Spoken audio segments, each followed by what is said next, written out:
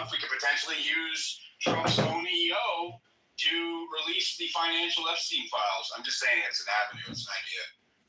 Go ahead, Anat. Yeah, so I guess what I was going to ask too is like, I understand why you want to like redact victims' names because you don't want to embarrass them, but it seems like most of them came forward, and they shouldn't be embarrassed. First of all, they're survivors, but they came forward. So when I'm saying 30 out of 1,000 have come forward. Okay, well, shit, me.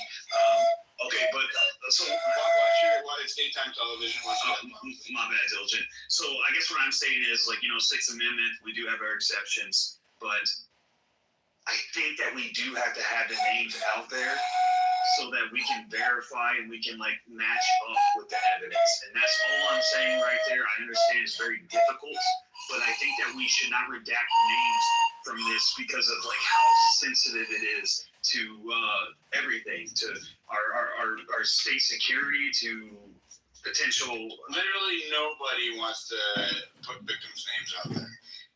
It's a very sensitive issue because whenever you have been a victim of sexual assault, it's one thing to carry that around with you forever. It is a completely other thing for someone else to tell your story of what happened to you and the disgusting and filthy things. And there is also a thing about survivors where a lot of them do carry shame. And even though that shame shouldn't be put on them, but because it happened to them as a child and their maturity level at that time, Victims' Rights Act protection. It's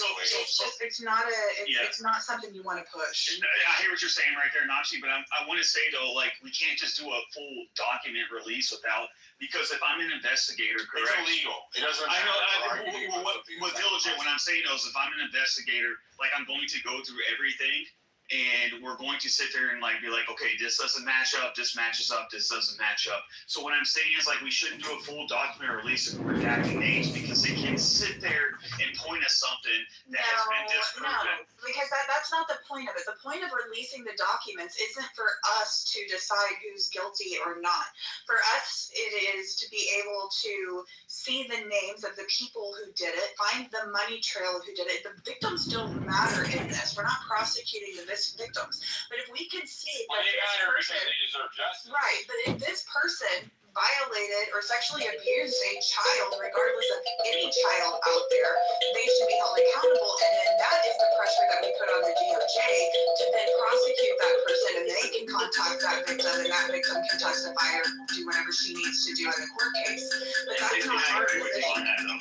But no, so I agree with you that, but like there's a lot that goes into that. So like you're telling me that there's not like, we follow. No, we can prosecute Jane Doe cases on rapes and child molestations, and it's done in courts everywhere all of the time.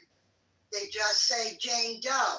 Now, if Jane Doe says, I want you to subpoena me, I want to testify against him, that is her choice, and she has to sign a few documents for prosecutors to be able to do this. But I am tired of you talking about this because it's a non-issue. So my argument against you would be like it's not a non-issue because we do have a requirement of evidence. Because we're not the prosecutors. We're not the prosecutors. I understand, but that's what I'm saying though. But there's so many documents that go into a court case, and then a lot of times too, like there's fake allegations, there's fake all kinds. I can't bring anybody up, Nazi, if you can do that. All right.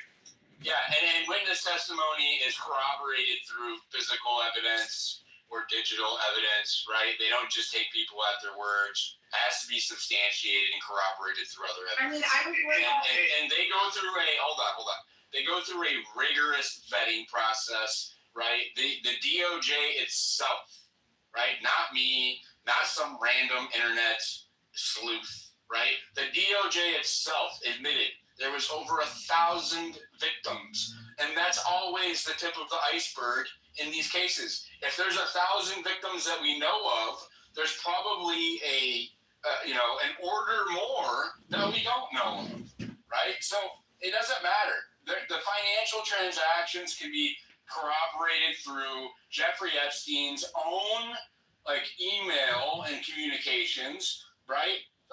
For example, we have video and pictures of the prince with one of these victims, coupled with her testimony, used in court to sue the Epstein estate and these other financial institutions that were settled or found guilty as a result. We don't need to make victims further into pariahs. That's not diligent. That's not what I'm saying. So we have to release the victim's name so that they can get targeted more. Otherwise, we can't have the files. It's a ridiculous. Can I just add this before you kick me? All right, let me just add this. It's like I do feel like, I'm not kicking you, bro. Okay, but I feel like we do have due diligence to make sure that they're not getting Brent Kavanaugh or they're not getting Clarence Thomas. Okay, like there has to actually. Well, what does that mean, bro? What does that actually mean? Like, that has nothing to do with the Epstein case. No, what? Are you serious? Like, there's going to be names released. I'm saying is that I hope that there's due diligence to make sure that they're not going to get Brent Kavanaugh, where it's this allegation that's like,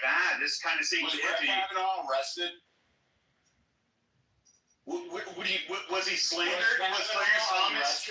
Was he arrested? Did he actually get appointed? Diligent. So if there's actual evidence that like any of these people did it, like arrest those motherfuckers. The results say that they weren't found to be guilty and that they were appointed anyways, even though they dealt with accusations in the interim. But we do results here, not just perception.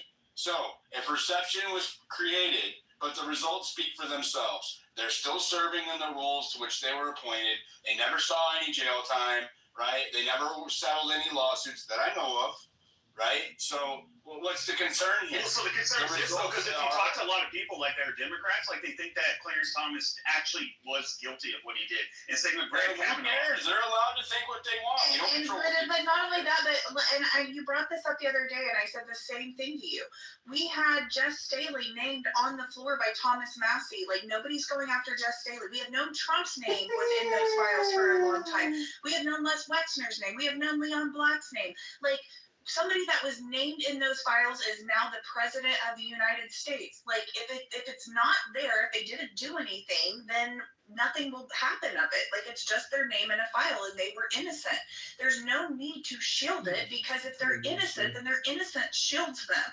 But we don't say that we're going to vilify or expose the victims in this case just to protect them. It's such a ridiculous them. argument that, I don't even know why we're debating it. It's illegal. It doesn't even matter. It's illegal, right? The Crime Victims' Rights Act forbids us from disclosing victims' names without their consent. That's all they're saying. Fair You don't enough. need to have a debate on it. The legislation's on the books. It's been on the books since the 90s, and we're not going to overturn it just so that you can keep from putting out the Epstein files. It's retarded. Well, and I think that's the point that he was trying to make, is that we don't need to release the names of the other people that could have done it without naming the victims too, and that's just They're not victims. They're not victims. They're not protected by law. It's fair enough. You know what? Actually, fair enough. Stupid question. Thank you. We're gonna keep moving. It's okay. It's okay. I'm not trying to be mean. I'm a little aggressive. Let's go to Miss Lou. Go ahead. Hey, good afternoon, everyone. I want to say that this is the sword of Damocles for the deep state. And like most swords, it has two edges. One, the people are getting together emotionally on the fact of child pedophilia, which no one wants, which makes this a total bipartisan effort to stop this, which is 100%. The other side of this, as Maine brought up, and I also brought up last night, is the money laundering international cabal side of it, where the Treasury has to cough up information. And I agree with you, Maine, they need to do an addendum to get that forward in the Senate, because if we let that go, okay, if we let that go, then we it's like leaving a huge chunk of this whole effort out of the pile. That is the part, by the way, that our government, with international partners, is going to try and protect the most. Now, my hope going forward, and I don't think Trump will do I'm glad Maine explained the pocket veto and everything. I don't think he's going to do it, because I think he's on his last patience with this in terms of, splitting his base. So I think he's going to go ahead and let it go forward. But here's the thing. If we don't get to the financial aspect of it, Again, we don't bring down the whole ship, and it all has to come down, all of it. So what my hope going forward is that we can give these guys a message. Real quick, I'm gonna interject right there. Man, is there bipartisan support for Senator Wyden's bill at all in the Senate? Man, are you there? I'm curious. I think Brock, is there bipartisan support for Petra Act at all? Republican senators of any of them? I imagine Rand Paul is probably not there. Go ahead, Brock, and then I'll go back to Ms. Porter. I think Josh Hawley was too.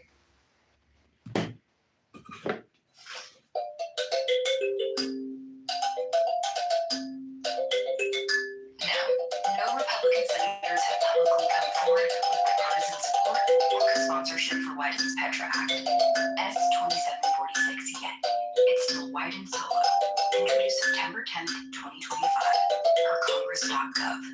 That said, Rand Paul is a likely ally. He's pushed similar transparency probes on Epstein finances in past hearings, and his office echoed Wyden's follow the money line in a July flow response without endorsing the bill. Hawley? Zilch so far. No statements, no cosign, even after Wyden's demands hit Treasury's Stonewall Investments refused handover 3 times per Senate finance logs. Pressure's building though. Chatter from allies like Massey hints at GOP whispers, but nothing concrete. If it tags the NDAA, that could flip a few. Confidence? 60% on potential Paul nod based on 2 primaries, Congress.gov, co-sponsor list, Wyden's July 17th floor clip, and 1 anomaly. No GOP replies to Wyden's letter, despite bipartisan Epstein heat. Miss Lou, back to you on that sword of Damocles take. I think it was like the there was a bill that went through. She called on Miss Lou Nazi. Jeez. That's okay. Noxie's a co-host. You can go ahead, Noxie. I'll go after you. Noxie. Go ahead. I'm not gonna be long, but there was an Epstein bill that had just gone through the Senate, and then there were 2 Republicans that voted for it, and it was Josh Hawley and Rand Paul. Yeah, it was an amendment actually. That was the Schumer amendment. Yeah, we were talking about it last night. Sorry, I was on a call. Yeah, it was the Schumer amendment. And yeah, it was Hawley and Rand Paul. And yeah, there are no Republican co-sponsors or any co-sponsors for that matter on the Petra Act. So then we need to pressure it. Yeah, that right there, mate, that says so much. That's my worry. Because that is such a key part of all of this. And this is the part that they are going to protect with all their might. Because these are the global bankers, this is our treasury, this is the text of the laundry money of the CIA. It is all of the evil of that, that's part of the pedophilia, but sort of the other side of the Damocles sword. The whole sword has to go in to take all of this down. That's my point, and thank you for the mic, you guys. I completely agree with you, Miss Lou, and I think that should be our next press is maybe to get, since they stood together on this bill, like in the House, see if we can get Hawley and Rand Paul to sign on to the Petra Act, and then get the support of that with Massey and NTG and Lauren Boebert and Nancy Mace over in the House. It's weird if you I just Googled Petra Act, and it just, nothing comes up. It's crazy. Like there is no hits. Like it's. You want to know why? There are 62 specific individuals and entities on this list, right? So the records described in the bill are all suspicious activity reports, like we mentioned, our SARs, related to Epstein and co-conspirators, whether indicted or unindicted, and any other third-party individual or entity that transacted with Epstein, or any entity owned or controlled, whether directly or through any representative of Jeffrey Epstein. And there are names on here, man. Obviously Maxwell, Epstein, Kahn, Indike, Keller Hall, Southern Trust Bank, Southern Financial, Environmental Solutions Worldwide, Nautilus Incorporated, Jeffrey Epstein Virgin Islands Foundation.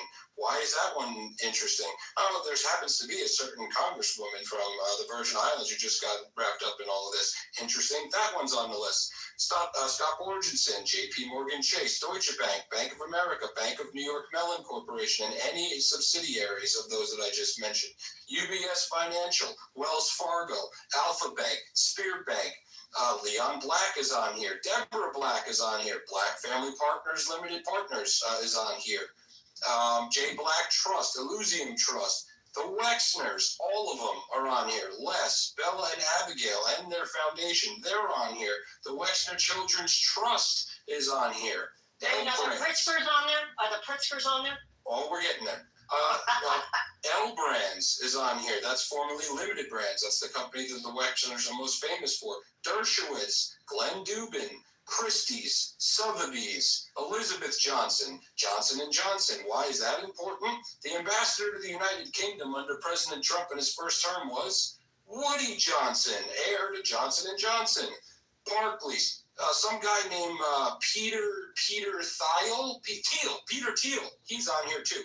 Valor Ventures, Standard Chartered, HSBC, BNP Paribas, Jean-Luc Brunel, which of course, if you're familiar with this case, that's a big name. MC2 Modeling Agency, Citibank, Sarah Cal. Now, to answer your question, Ms. Luke, no, the Pritzkers are not on this list. So, but there you go. Peter Thiel, like, he's gay, correct? We don't talk about people's, how is that relevant? Well, because what I just credit my space, bro. This is your last warning. Yes, sir. Let's go to Greg. Go ahead. Hey guys, can you hear me well? Or is there echo? Yes, sir. Where's that echo? Hold on, I'll get rid of the echo. Yeah, I mean, I think this is the ultimate fulcrum between the elites and the people, right? Since I was growing up, I saw a lot of the wars happening and, talking about weapons of mass destruction. And even before I was born, you had Laos, you had Nicaragua, and the Contra, everything secret. Every war, every bombing, not told to the American people, only later revealed and always as like mistakes were made. Like why we went into Libya. Oh, the French were, later we find out like, oh, this is why. So like here, we have two kinds of conceptions of a democratic country. One is the people. Some like to call it the mob rule or whatever, but the people want to know what the heck is going on. The Pentagon can't account for $35 trillion over the years, never passed an audit, yet we give them more money. So to me, I'm thinking that like this thing, if it blows open, is going to implicate what? It is going to implicate a lot of the compromise that different intelligence agencies, including CIA, have on people. But also it's going to implicate a lot of the dark funds and money that's sloshing around and where it goes and the webs of politicians. To me, this whole pedophilia thing is a minor thing. I don't, maybe for some people it's an emotional thing. I mean, Pete Diddy had allegedly pedophilic stuff too. But to me, it's more about which institutions, what is going on behind the scenes. And what I've seen over the years is this is structural. This happens not just in the United States, right? It happens in Pakistan with the ISI, where they arrested their own president because he exposed secret cables against himself. Apparently that's illegal there, and he went to jail. And it's like, democracy is subverted way more in those other countries, by the way, than it is here. So I am interested when the truth comes to light of these two competing narratives. One narrative is, look, we've got these structural columns, these load-bearing columns, institutional things, where you can't just destroy them because you're going to plunge the country into chaos. The banks, everything is going to lose public confidence and all this stuff. And I can understand them because you don't want chaos. But on the other hand, if they are going to be so secretive and they want to know where we spend $600 to each other so they can get taxes, right? They want to know who might be a terrorist, but they will not tell you how they spend trillions of dollars and what they're doing. Then at some point, issues come to a head. And so I don't know, I'm just a guy observing it, but I'm curious to see what would happen when these two conceptions of democracy and stability come into contact. I don't know if it will be stability after this. What do you all think? If the glue that holds us together is the raping and trafficking of minors, then let this motherfucker burn, right? That if the government is held together by trafficking and rape of children, then it doesn't deserve to be a government. It's time for something new. That's what I think. Let's go to Timmy. Go ahead.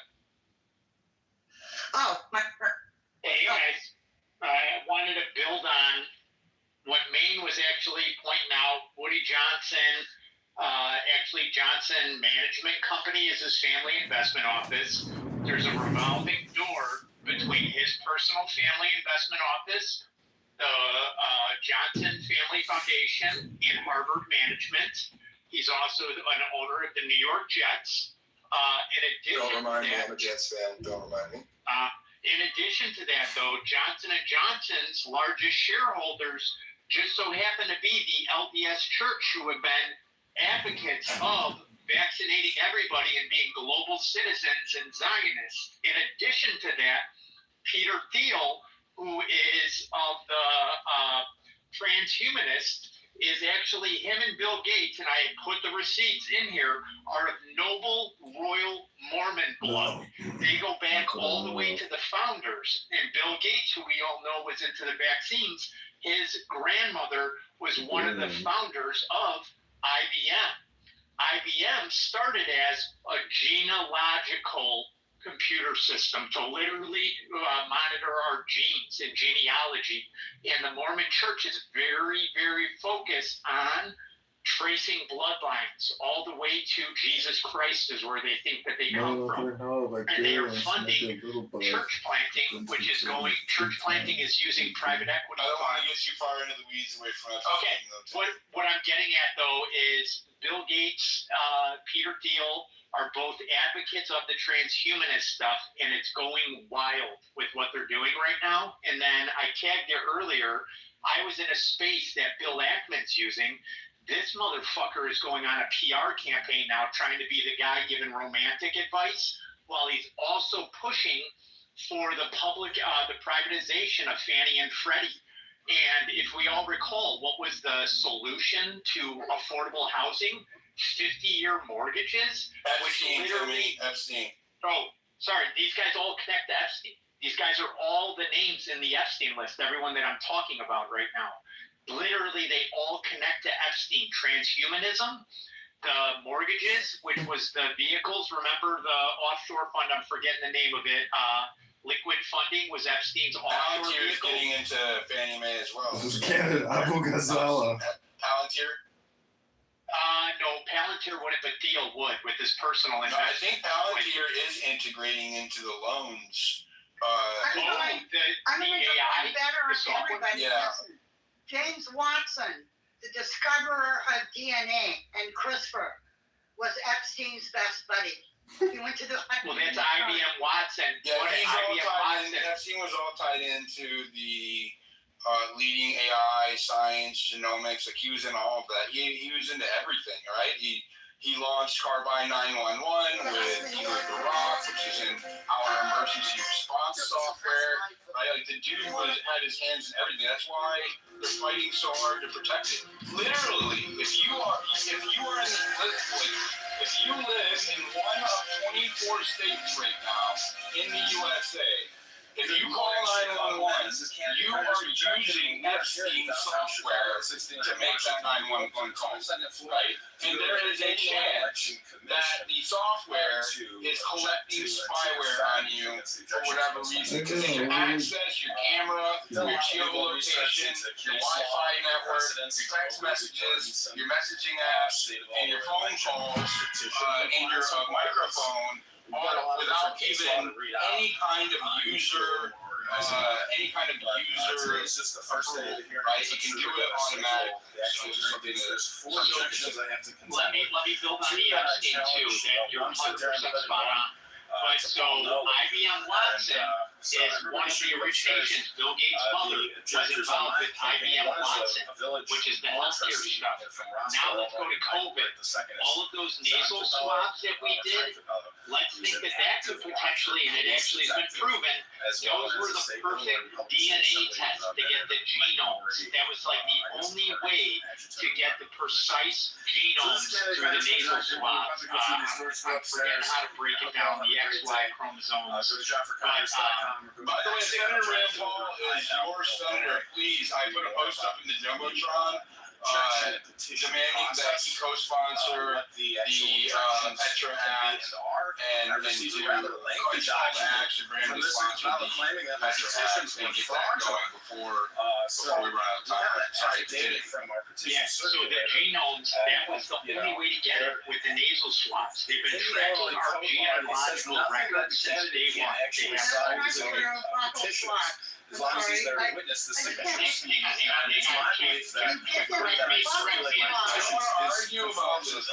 me in 1 second. Let me just land real quick, and then please correct me where I'm saying some things wrong, because I'm not scientific, so I'll happily hand it over. In addition to that, the reason why I'm getting at the church planting too is the church planting allows them to create missions, and they're able to go to places like Haiti and Mexico and do child trafficking through like the orphanages, the child save the child causes, all with opaque dark money.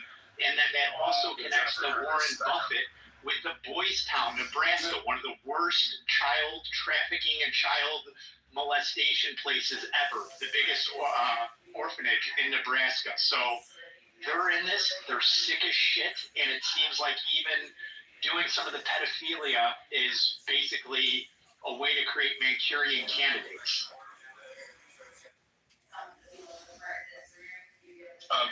Go ahead, Tana. So, Ron White and I have a few reservations about him. He's a dual citizen of Israel. Yeah, no, I'm not listening to this. I'm not listening to the Jewish angle. It's about Ron, but I do hope it goes through. I hope that Petra is attacked, that all of it comes out. But I'm in Washington. I'm very aware of Ron White. And I don't have a lot of Who cares about the senator? We care about the legislation and the action, right? Like these ad hominem attacks to try to end, right? Like it's more of that partisan or that ideological BS I'm not going to buy into anymore. These people, all of them, regardless if they're dual citizens, regardless if they are Democrats or Republicans, they work for us, right? We are paying them. It doesn't matter. They work at the federal level. That means if you are a tax-paying citizen of the United States, they represent you, right? So we will use every single advantage that we have.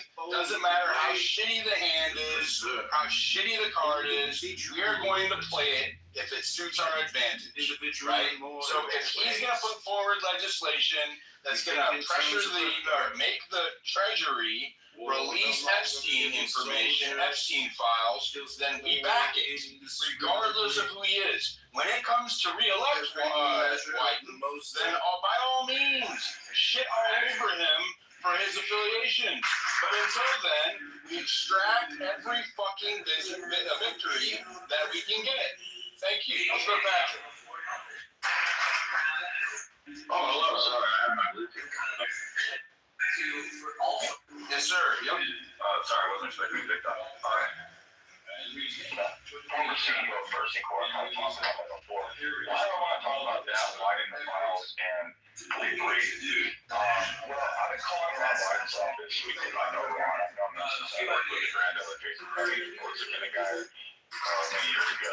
And I've been talking about Mercy Corps, the way Washington and Hundreds of with Mercy Corps, pretty much, if you don't know anything about them, the 2 years ago, the full came out and used my mentors, the kindergartners, my state representative, and her husband, the CEO of Mercy Corps. The fact that Ellsworth Goldberg, your friend, dead friend, and former CEO, have been breaking his wife out of his daughter. So this is gonna go back to Epstein. Yes, absolutely. So I have been saying for years to Ron Wyden's office and others, hey, I'm pretty sure my mentor is Neil Kinnagar, Elizabeth Kinnagar, are heavily connected to Epstein, who's founding the Clinton Global Initiative, which you're a part of. And so Mercy Corps is connected with so much things. They're like equally bad as Epstein. I reached out to Virginia Roberts about this years ago, and that's how I knew her. She died today. Mercy Corps, 5 years later, this spring. She died today. Mercy Corps announced it was selling their headquarters. Thank God for Doge. But what am I talking about with regards to Ron Wyden, the Mercy Corps connection? Why all this makes sense. Well, the other day I searched on that, there's like a journalist site, I forget the name of the site, that searchable files of emails from the estate. And that's not all the files, that's just some from the estate. So I went searching, I looked for Neil Kinnagar, and his name popped up. It vindicated everything I said from like 10 years before, when I had pulled photos on Alyssa Kinnagar and Nancy Penny's Facebook. This candidate Congressman John Kitover, I wanted to show you this people like that commenting on our photos from Davos.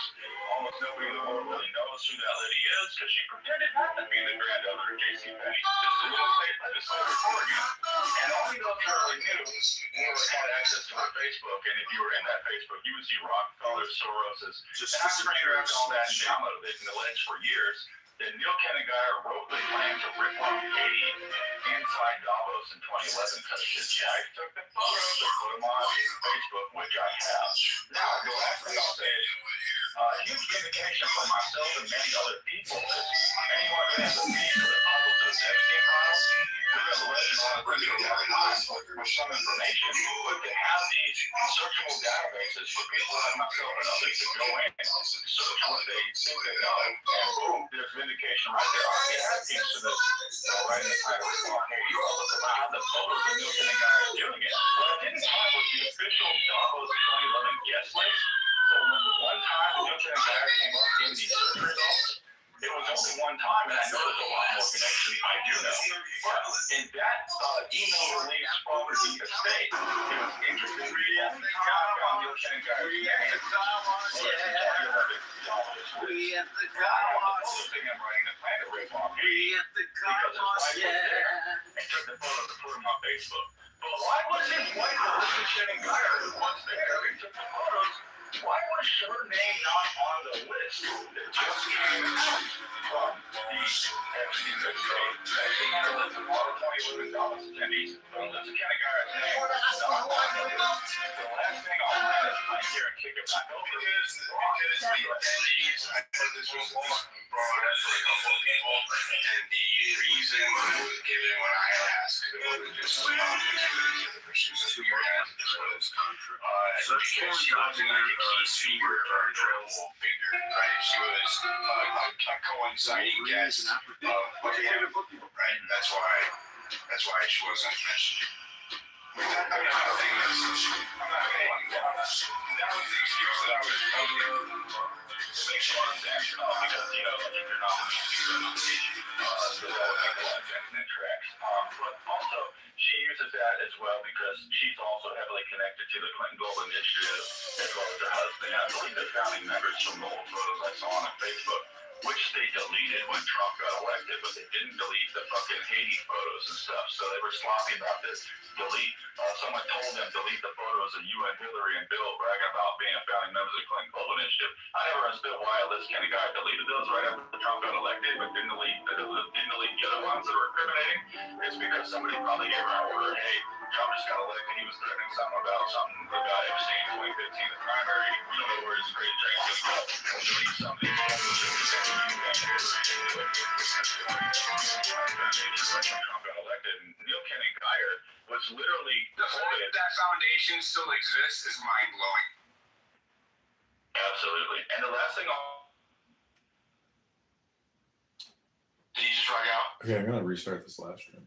Yes. I think so. Can I really quickly just ask Rock to connect Bill Ackman with Neil Kinnagar and J.C. Penney's?